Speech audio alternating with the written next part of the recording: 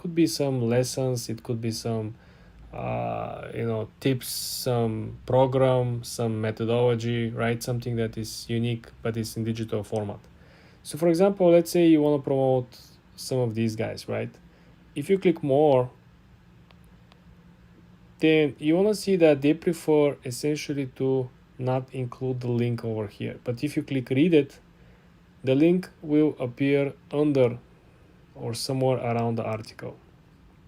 Do you see that? Just look at this. I haven't checked this one, but you see on top over here it says post contains affiliate links. So there's two ways you can go about it. You can do a funnel like these people, which means you just post a picture or something useful for free on Pinterest, and people click on it and people want to read more about it, and they end up checking the links inside the article.